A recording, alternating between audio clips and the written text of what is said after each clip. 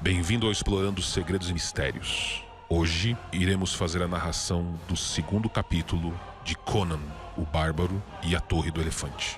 Está preparado? Capítulo 2. O cimério deixou para trás as luzes lúgubres e a orgia de bêbados. Ele tinha abandonado a sua túnica rasgada e caminhava seminu pela noite, vestido apenas uma tanga e calçado com as suas sandálias de tiras. Ele se movia com a agilidade de um enorme tigre, com seus músculos retesados sobre a pele escura. Já havia penetrado na parte da cidade reservada aos templos. De todos os lados, eles refletiam sua brancura à luz das estrelas. Pilares de mármore branco como a neve, cúpulas douradas e arcos prateados, todos santuários dos inúmeros e estranhos deuses amorianos. De qualquer maneira, ele não se preocupava com eles, pois sabia que a religião de Zamora, como todas as coisas de um povo civilizado e antigo, era muito complicada e tinha perdido a maior parte da essência primordial numa confusão de fórmulas e rituais. Ele havia ficado de cócoras durante horas nos pátios dos filósofos, ouvindo as discussões dos teólogos e dos mestres, e acabara confuso e desorientado, certo apenas de uma coisa: que todos eles eram malucos. Os deuses dele eram muito mais simples e compreensíveis. Kron era o chefe e vivia numa montanha enorme de onde enviava destruição e morte. Era inútil chamar por Kron, porque ele era um deus sinistro e selvagem que odiava os fracos. Mas ele dava coragem ao homem por ocasião do seu nascimento, e a vontade e o poder para matar os seus inimigos, o que na cabeça do cimério era tudo o que se esperava de um deus. Seus pés calçados não faziam ruído sobre o pavimento reluzente. Nenhuma sentinela passava pelo local, pois nem mesmo os ladrões do marreta ousavam invadir os templos, onde se sabia que maldições estranhas recaíam sobre os violadores. À sua frente vislumbrou a Torre do Elefante, cuja silhueta tenebrosa se destacava no céu.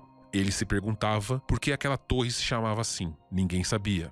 Jamais havia visto um elefante, mas entendia vagamente que era um animal monstruoso, que tinha uma cauda na frente e uma outra pequena atrás. Quem lhe contara isso fora um Shemita nômade, jurando que havia visto milhares desses animais no país dos Hircanianos. Mas todos sabiam como eram mentirosos esses homens de Shem. De qualquer forma, não havia elefantes em Zamora.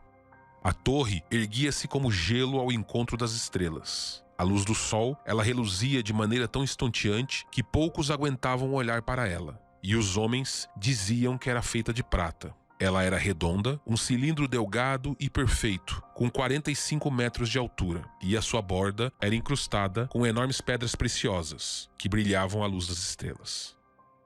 A torre se erguia entre as exóticas árvores ondulantes de um jardim cultivado bem acima do nível geral da cidade. O muro alto circundava esse jardim e fora dos muros havia um nível inferior, também cercado por um muro. Nenhuma luz ardia na torre. Parecia que ela não tinha janelas, ao menos não acima da altura do muro interno. Bem mais acima, somente as pedras preciosas reluziam geladas à luz das estrelas. Um matagal espesso crescia do lado de fora do muro externo, mais baixo. O cimério arrastou-se furtivamente até a barreira e parou, medindo-a com o olhar. Ela era alta, mas ele seria capaz de pular e se agarrar na beirada. Depois disso, seria brincadeira de criança içar-se e pular por cima do muro. E ele não duvidava que pudesse passar pelo muro interior da mesma maneira. No entanto, Conan hesitava ao pensar sobre os estranhos perigos que se dizia que o aguardariam do lado de dentro. Essas pessoas eram-lhe estranhas e misteriosas. Não pertenciam à sua espécie, nem mesmo eram do seu sangue. Da mesma maneira, os britonianos a oeste, os nemédios, os cotianos e os aquilonianos, cujos mistérios civilizados o haviam assombrado no passado. O povo de Zamora era, no entanto, muito antigo e, pelo que ele tinha visto, muito mau. Ele pensou então em Yara, o sumo sacerdote, aquele que elaborava estranhas destruições nessa torre ornamentada. E os cabelos do cimério se eriçaram quando ele se lembrou de uma história contada por um pajem embriagado da corte zamoriana. de como Yara, rindo na cara de um príncipe hostil, erguera uma pedra preciosa, reluzente e maléfica diante dele, e de como essa pedra infernal emitira raios ofuscantes que envolveram o príncipe, que caiu aos berros e se encolheu até virar um montículo seco e enegrecido. Depois, esse montículo se transformou numa aranha negra que, após correr selvagemente pelo salão, foi terminar esmagada sobre o calcanhar de Yara. Yara não costumava sair de sua torre de feitiços, e sempre que o fazia era para fazer o mal para algum homem ou alguma nação. O rei de Zamora tinha mais medo dele do que da própria morte, e se mantinha embriagado a maior parte do tempo, porque este medo era tão grande que só podia aguentá-lo nesse estado de torpor. Yara era muito velho, tinha séculos de idade, assim diziam os homens, acrescentado que iria viver para sempre por causa do feitiço de sua pedra preciosa, aquela que os homens chamavam de coração do elefante, e por essa razão chamaram o seu refúgio de Torre do Elefante. O cimério, absorto nesses pensamentos, de repente se colou ao muro. Havia alguém caminhando a passos medidos dentro do jardim. Ele ouviu o tinitar do aço e então concluiu que havia de fato guardas naquele jardim. Ele então esperou pelos passos na ronda seguinte, mas o silêncio se estendeu sobre os jardins cheios de mistério. Finalmente, a curiosidade tomou conta dele. Saltando com leveza, o cimeriano agarrou o muro e se jogou no topo. Deitado sobre a beirada larga, observou o espaço vazio entre os muros, com apenas alguns arbustos cuidadosamente aparados perto do muro interno. A luz das estrelas caía sobre o gramado regular e ouvia-se o borbulhar de uma fonte invisível. O cimério se abaixou cautelosamente para o lado de dentro e desembainhou a espada, olhando ao redor. Nervoso por estar desprotegido à luz das estrelas, caminhou pé ante pé ao longo da curva do muro, tateando até se aproximar dos arbustos que havia notado antes. Então, correu agachado em sua direção e quase atropelou um vulto deitado à beira dos arbustos. Uma rápida olhada à direita e à esquerda não revelou nenhum inimigo, pelo menos à vista, e ele se curvou para investigar. Seus olhos vivos, mesmo na penumbra, mostraram-lhe um homem robusto, vestido com armadura prateada e um capacete com pontas da Guarda Real de Zamora. Um escudo e uma lança jaziam a seu lado, e num instante percebeu que o homem havia sido estrangulado. O bárbaro olhou ao redor indeciso. Ele sabia que devia ser o guarda que ele havia escutado passar do seu esconderijo ao lado do muro. Nesse curto intervalo, mãos desconhecidas haviam estrangulado aquele soldado.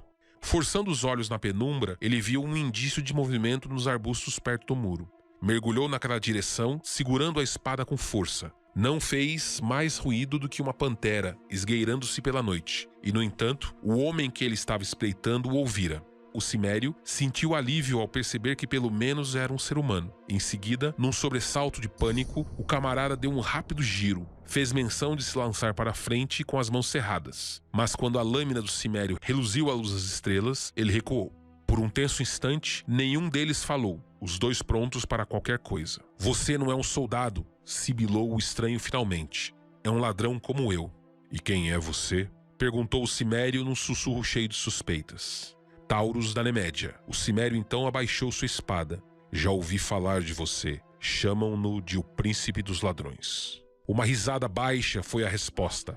Taurus era tão alto como o cimério, porém mais pesado. Gordo, ele tinha um ventre grande, mas cada movimento seu era imbuído de um sutil magnetismo dinâmico, que se refletia em seus olhos penetrantes e brilhantes, cheios de vitalidade. Ele estava descalço e carregava um rolo que parecia uma corda fina e forte, com nós amarrados a intervalos regulares. "E quem é você?" sussurrou ele. "Conan da Ciméria", respondeu o outro. "Estou procurando uma maneira de roubar a joia de Yara, que os homens chamam de coração do elefante." Conan, então, percebeu que o ventre enorme do homem se sacudiu com um riso, mas não era um riso de desprezo. "Por Bel, deus dos ladrões", sussurrou Taurus. "Pensei que somente eu tivesse a coragem de tentar essa façanha. Esses amorianos se denominam ladrões? Bah! Conan, gosto de sua audácia. Eu nunca compartilhei uma aventura com alguém, mas por Bel tentaremos isso juntos, se você quiser." "Então você também está atrás da joia?" "O que lhe parece? Planejei tudo durante meses, mas você, meu amigo, acho que agiu por impulso." "E você matou o soldado?" "É claro, passei pelo muro quando ele estava do outro lado do jardim e escondi-me nos arbustos. Ele me ouviu ou pensou que tivesse ouvido alguma coisa. Quando veio procurando, não foi difícil esgueirar-me atrás dele e agarrar de repente seu pescoço para estrangulá-lo. Ele estava como a maioria dos homens, meio cego na escuridão. Um bom ladrão, como sabe, deve ter olhos de um gato." Você só cometeu um único erro, disse Conan. Os olhos de Taurus faiscaram. Eu? Um erro? Impossível. Você devia ter arrastado o corpo para dentro dos arbustos. Disse assim o aprendiz ao mestre da arte. Eles só trocarão a guarda depois da meia-noite. Se alguém vier à sua procura agora e encontrar o corpo, irá correndo avisar Yara e assim teremos tempo para fugir. Se não o encontrarem, iriam bater nos arbustos e nos apanhariam como ratos numa ratoeira. Você tem razão, concordou Conan. Então, agora preste atenção, estamos perdendo tempo com essa maldita discussão. Não há guardas no jardim interno, guardas humanos, quero dizer. Embora haja sentinelas ainda mais mortíferas. Foi isso que me barrou tanto tempo, mas finalmente descobri uma maneira de dominá-las. E os soldados na parte inferior da torre? O velho Yara mora nos aposentos superiores, e é por aquele caminho que iremos e voltaremos, assim espero. Não se preocupe em me perguntar como, eu arrumei um jeito. Vamos nos esgueirar pelo topo da torre e estrangular o velho Yara antes que ele possa lançar um de seus malditos feitiços sobre nós. Pelo menos vamos tentar. É o risco de sermos transformados numa aranha ou num sapo contra a riqueza e o poder do mundo. Todos os bons ladrões devem saber se arriscar. Eu irei até onde um homem pode ir, disse Conan, tirando as sandálias. Então siga-me, e voltando-se, Taurus saltou para cima, agarrou o muro e subiu. A agilidade do homem era espantosa, considerando o seu tamanho. Ele parecia quase deslizar por cima da beirada do muro. Conan o seguiu, e deitados sobre o topo largo, falaram por sussurros. Não vejo luz alguma, murmurou Conan. A parte inferior da torre parecia-se muito com aquela porção visível do lado de fora do muro. É um cilindro perfeito, reluzente, sem nenhuma abertura visível. Existem portas e janelas disfarçadas, respondeu Taurus. Mas estão fechadas. Os soldados respiram o ar que vem de cima. O jardim era uma poça nebulosa de sombras, onde arbustos fofos e árvores baixas e frondosas acenavam à luz das estrelas. A alma cansada de Conan sentia a ameaça que se espreitava no jardim. Ele sentia a presença de olhos invisíveis queimando na escuridão e percebeu um cheiro sutil que eriçou seus cabelos instintivamente, como o cheiro de um velho inimigo eriça o pelo de um cão de caça. Siga-me, sussurrou Taurus. Fique atrás de mim se dá valor à vida. Tirando de seu cinto algo que se parecia com um tubo de cobre, o Nemédio andou pé ante pé até o gramado do lado de dentro do muro. Conan o seguiu de perto, a espada de prontidão. Mas Taurus empurrou-o para trás, para perto do muro, e não mostrou nenhuma tendência em avançar. Sua atitude toda era de tensa expectativa, e seu olhar, assim como o de Conan, estava fixo na massa sombria dos arbustos, a alguns passos dali. Esses arbustos se mexiam, embora a brisa tivesse parado de soprar. Então, 2 olhos enormes faiscaram das sombras ondulantes, e atrás deles, outras línguas de fogo brilharam na escuridão. Leões, murmurou Conan. Sim, de dia eles são guardados nas cavernas subterrâneas abaixo da torre, e é por isso que não há guardas humanos nesse jardim. Conan contou rapidamente os olhos. 5 à vista, talvez mais deles atrás dos arbustos. Eles vão atacar a qualquer minuto. Fique quieto, sibilou Taurus, e desprendendo-se do muro cautelosamente, como se estivesse caminhando em cima de navalhas, ele ergueu o tubo delgado. Ouviram-se grunhidos baixos nas sombras e os olhos chamejantes se adiantaram. Conan podia ver as enormes mandíbulas salivantes, as caudas com tufos na ponta batendo nos flancos escuros. A tensão aumentava. O cimério agarrou forte sua espada, esperando o ataque daqueles corpos gigantescos. Então, Taurus soprou o tubo com força. Um longo jato de pó amarelado saiu do outro lado do tubo e se transformou instantaneamente numa espessa nuvem verde amarelada que se instalou sobre os arbustos, escondendo os olhos faiscantes. Taurus voltou correndo até o muro. Conan olhava sem entender. A nuvem espessa escondia os arbustos e de lá não vinha som algum. O que é essa névoa? Perguntou o cimério hesitante. Morte, sibilou o Nemédio. Se um vento soprá-la para cima de nós, devemos fugir o mais depressa que pudermos para o outro lado do muro. Mas não, o vento está parado e agora a névoa está se dissipando. Espere até que desapareça por completo. Respirar isso é morte certa. No momento, restavam apenas alguns resíduos amarelados suspensos no ar como fantasmas. Em seguida, desapareceram. E Taurus impeliu seu companheiro para a frente. Eles se esgueiraram em direção aos arbustos, e Conan parou estupefato. 5 enormes vultos marrons estavam estendidos nas sombras. O fogo de seus olhos sinistros estavam apagados para sempre. Um cheiro adocicado, enjoativo, ainda pairava no ar. Eles morreram sem fazer ruído algum, murmurou o cimério. Taurus, o que era aquele pó? Ele era feito da lótus negra, cujas flores crescem nas selvas perdidas de Kitai, aonde moram apenas os sacerdotes de crânio amarelo de Yun. Essas flores matam quem as cheirar. Conan ajoelhou-se ao lado das enormes formas, certificando-se de que estavam realmente inofensivas. Ele sacudiu a cabeça. A magia das terras exóticas era misteriosa e terrível para um bárbaro vindo do norte. Por que você não mata os soldados da torre da mesma maneira? Perguntou ele. Porque era tudo o que eu tinha. Obter esse pó já foi uma façanha que por si só me tornou famoso entre os ladrões do mundo. Eu a roubei de uma caravana que se dirigia para o Estígia. Estava num saco de tecido dourado, guardado por uma enorme serpente. E eu consegui tirá-lo sem despertá-la. Mas venha, em nome de Bel, vamos desperdiçar a noite discutindo? Eles então deslizaram pelos arbustos até o pé da torre reluzente. E ali, com um gesto pedindo silêncio, Taurus desenrolou sua corda de nós, que tinha em uma de suas extremidades um forte gancho de aço. Conan percebeu seu plano e não fez perguntas, enquanto Nemédio agarrava a corda um pouco abaixo do gancho e começava a girá-la acima da cabeça. Conan colou o ouvido no muro liso, mas não ouviu nada. Evidentemente, os soldados que estavam dentro não suspeitavam da presença de invasores, que não faziam mais barulho do que o vento noturno soprando entre as árvores. Mas um nervosismo estranho tomou conta do bárbaro. Talvez fosse o cheiro dos leões que predominava no local. Taurus jogou a corda com um movimento poderoso e suave de seu braço musculoso. O gancho curvou-se para cima e para dentro de uma maneira peculiar, difícil de descrever, e desapareceu por cima da borda ornamentada. Aparentemente, se firmou bem, pois os puxões vigorosos não o tiraram do lugar. Sorte no primeiro arremesso, murmurou Taurus. Foi um instinto selvagem de Conan que o fez girar abruptamente, pois a morte que estava entre eles aproximara-se em total silêncio. Um relance instantâneo mostrou ao cimério a gigantesca forma escura erguendo-se contra as estrelas, prestes a desferir o golpe mortal. Nenhum homem civilizado poderia ter se movido com a metade da rapidez do bárbaro. Sua espada relampejou como o gelo à luz das estrelas, impulsionada por cada grama de nervos e músculos desesperados. O homem e o animal caíram juntos. Praguejando incoerentemente, Taurus curvou-se sobre a massa e viu seu companheiro debater-se, tentando se livrar do enorme peso que o esmagava. Num relance, o Nemédio espantado viu que o leão estava morto, com o crânio despedaçado. Ele agarrou a carcaça e, com a sua ajuda, Conan rastejou para o lado e se ergueu, ainda agarrando sua espada cotejante. Você está ferido? Arfou Taurus, ainda confuso com a estonteante rapidez do episódio. Não, por Kron, mas foi por um tris. Porque este maldito animal não rugiu quando nos atacou? Todas as coisas nesse jardim são estranhos, disse Taurus. Os leões atacam silenciosamente, assim como todas as outras mortes. Vamos! Houve pouco barulho nessa matança, mas os soldados podem ter ouvido, se não estiverem dormindo ou embriagados.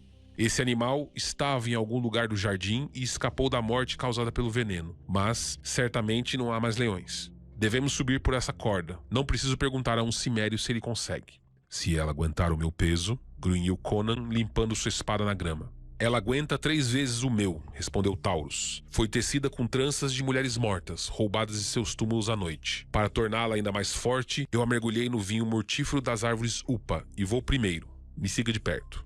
O Nemédio então agarrou a corda e, apoiando o joelho numa laçada, começou a subida. Ele subia como um gato, compensando seu corpo aparentemente desajeitado. O cimério o seguiu. A corda balançava e girava em torno de si mesma, mas os dois não se deixaram intimidar. Ambos já haviam realizado escaladas muito mais difíceis. A borda ornada projetava-se perpendicularmente ao muro, de maneira que a corda pendia talvez a uma distância de meio metro ao lado da torre, fato que facilitava enormemente a subida. Enquanto os dois subiam silenciosamente, as luzes da cidade foram se afastando mais e mais. As estrelas acima deles iam ficando cada vez mais ofuscadas pelo brilho das joias ao longo da borda. Então, Taurus alcançou-a com a mão, içando-se para cima. Conan se deteve por um momento na beirada, fascinado com as enormes pedras preciosas, cujo brilho gelado ofuscava seus olhos. Diamantes, rubis, esmeraldas, safiras, turquesas, opalas, todas encrostadas como estrelas na prata reluzente. Ao longe, seus reflexos diferentes pareciam fundir-se num único brilho branco pulsante. Mas agora, de perto, elas brilhavam com 1 milhão de tons de espectro, hipnotizando-o com suas cintilações. Aqui há uma fortuna fabulosa, Taurus, sussurrou ele. Mas o Nemédio respondeu impaciente. Vamos, se conseguirmos o coração, essa e todas as outras coisas serão nossas. Conan passou por cima da beirada reluzente. O nível do topo da torre estava a alguns metros abaixo da beirada ornamentada. Do outro lado, por onde eles haviam entrado, havia uma espécie de sala construída sobre o telhado. Era de um material prateado, semelhante ao das paredes da torre, adornada com desenhos trabalhados em pedras menores. Sua única porta era de ouro, com a superfície recortada em escamas e incrustada com pedras preciosas que reluziam como gelo. Estamos na toca da serpente e não sabemos onde ela está escondida. Arrastaram-se como tigres no chão escuro e pararam diante da porta de ouro. Com toda a cautela, Taurus tentou abri-la. Ela cedeu sem oferecer resistência alguma, e os companheiros espiaram para dentro, tensos, esperando por qualquer coisa. Por cima do ombro do Nemédio, Conan viu uma câmara reluzente. As paredes, o teto e o chão no qual se encrostavam enormes pedras brancas que pareciam ser a única iluminação. Não se via ser vivo algum. Antes de cortar nossa única via de retirada, sussurrou Taurus, vá até a borda e olhe em todas as direções. Se avistar um soldado nos jardins ou qualquer coisa suspeita, volte e me avise. Eu vou esperar por você nessa sala. Conan não viu razão alguma para fazer isso, e uma leve suspeita de seu companheiro tocou sua alma cansada. Mas ele fez o que Taurus pedira. Quando saiu, o Nemédio deslizou para dentro e fechou a porta. Conan rastejou por toda a volta da borda da torre, voltando para o ponto de início sem ter visto nenhum movimento suspeito no mar ondulante de folhas abaixo. Voltou para a porta e, de repente, de dentro da sala, ouviu-se um grito estrangulado. O cimério saltou para trás, eletrificado. A porta reluzente abriu-se e de lá estava Taurus, emoldurado pelo frio esplendor às suas costas. Ele cambaleou e entreabriu os lábios, mas somente um engasgo seco saiu de sua garganta. Agarrando-se à porta dourada, ele precipitou-se para o telhado e em seguida caiu de cabeça, apertando a garganta. A porta se fechou atrás dele. Nada seguiu Taurus até o telhado, e então Conan curvou-se sobre o homem. O Nemédio estava de olhos arregalados, as pupilas dilatadas, cheias de confusão e espanto. Suas mãos apertavam a garganta. Os lábios tremiam e balbuciavam algo incompreensível, e em seguida ele ficou inerte. E o espantado cimério percebeu que Taurus estava morto, sem saber o que o havia atingido. Conan, então, fixou os olhos na misteriosa porta dourada. Naquela sala vazia, com suas reluzentes paredes ornadas de joias, a morte havia alcançado o príncipe dos ladrões, de maneira tão rápida e misteriosa quanto ele havia matado os leões no jardim abaixo. Cautelosamente, ele se esgueirou em direção à porta dourada, empurrou-a e espiou para dentro. A sala estava vazia, banhada pela luz pulsante e fria de milhares de pedras preciosas. Do outro lado do quarto, havia uma outra porta, semelhante àquela onde ele estava, mas não estava esculpido em escamas. Foi por aquela porta que a morte havia surgido, e uma vez tendo atingido sua vítima, ela voltara pelo mesmo caminho? Fechando a porta atrás de si, o cimério avançou pela câmara. Seus pés descalços não faziam ruídos sobre o chão de cristal. Não havia cadeiras nem mesas. Somente 3 ou 4 divãs de seda, com estranhos desenhos bordados a ouro, e vários baús de mogno emoldurados com prata. Alguns estavam trancados com pesados cadeados de ouro, outros estavam abertos, com suas tampas entalhadas caídas para trás, revelando montes de joias, numa confusão de esplendor aos olhos espantados do cimério. Conan praguejou. Ele já havia visto mais riqueza naquela noite do que jamais sonhara existir no mundo inteiro, e ficou tonto, só de pensar no valor da joia que estava procurando. Agora ele estava no centro do quarto, caminhando inclinado para a frente, a cabeça erguida e a espada de prontidão, quando de novo a morte atacou em silêncio. Uma sombra esvoaçante varreu o chão polido e o salto instintivo para o lado foi o que salvou sua vida. Ele viu de relance um terror negro e peludo que passou por ele com um barulho de presas mortíferas. Pulando para trás com a espada erguida, ele viu o terror bater no chão, girar e lançar-se contra ele com uma rapidez incrível. Era uma gigantesca aranha negra, igual ao que se vê apenas em pesadelos. Seus 4 olhos maldosos brilhavam com uma terrível inteligência e de suas presas gotejava o veneno que Conan sabia, pela queimação em seu ombro, estar carregado de morte instantânea. Este era o assassino que havia se precipitado da teia pendurada no meio do teto sobre o pescoço do Nemédio. Tolos foram eles por não terem suspeitado que as câmaras superiores estariam tão bem guardadas quanto as inferiores. Ele pulou para o alto e o monstro passou por baixo dele. Girou e atacou novamente. Dessa vez, ele também evitou o ataque, pulando para o lado e defendendo-se como um gato. Sua espada decepou uma das pernas peludas e novamente ele se salvou por um triz do ataque do monstro, que o ameaçava com as presas estalando diabolicamente. Em seguida, sem aviso, lançou-se pelo espaço, soltando um fio cinzento e pegajoso. Conan recuou, evitando o impacto do corpo, e em seguida abaixou-se desesperadamente, a tempo de escapar de ser aprisionado pelo fio de teia. Então, começou um jogo desesperado, com a astúcia e a rapidez do homem contra a arte e rapidez diabólicas da aranha gigantesca. A aranha já não desferia ataques diretos correndo pelo chão, nem lançava-se pelo espaço em sua direção. Ela corria pelo teto e pelas paredes, tentando prendê-lo nos fios gosmentos que lançava com precisão diabólica. Esses fios tinham a grossura de uma corda, e Conan sabia que, uma vez enrolados nele, sua força desesperada não seria suficiente para rompê-los, antes que o monstro voltasse a atacar.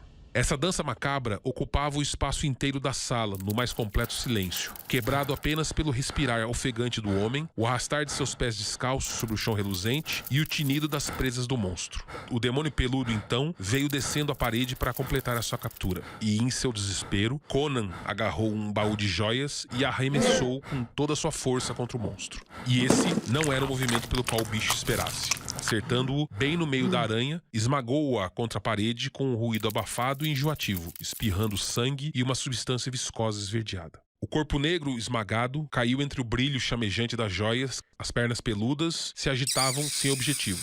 Os olhos vermelhos moribundos brilhavam entre as faiscantes pedras preciosas. Conan olhou à sua volta, mas nenhum outro terror apareceu, e ele se pôs a tentar livrar-se da teia. A substância grudava tenazmente no tornozelo e nas mãos, mas finalmente ele se libertou, e tomando a espada, esgueirou-se entre os fios e rolos cinzentos até a porta interna. Que horror se esconderia lá dentro, ele não sabia. O sangue do cimério estava quente, e já que ele tinha chegado tão longe e vencido tantos perigos, estava decidido a ir até o fim da horrível aventura, qualquer que fosse. Ele descobriu que, assim como a outra, essa também estava destrancada. Ele se perguntava se os soldados lá embaixo ainda não tinham percebido a sua presença. Bom, ele estava bem acima de suas cabeças, e se as histórias deviam ser acreditadas, os soldados estavam acostumados a ruídos estranhos no alto da torre, sons sinistros e gritos de agonia e terror.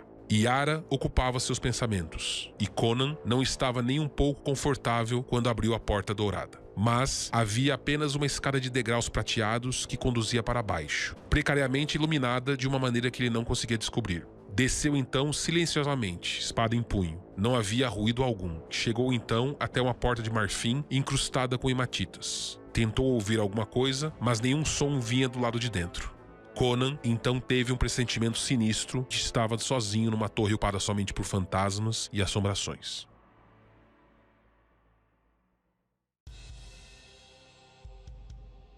Termina aqui o segundo capítulo do conto A Torre do Elefante, de Robert E. Howard. Sigam o canal para mais Conan o Bárbaro e aguardem para o terceiro capítulo logo mais.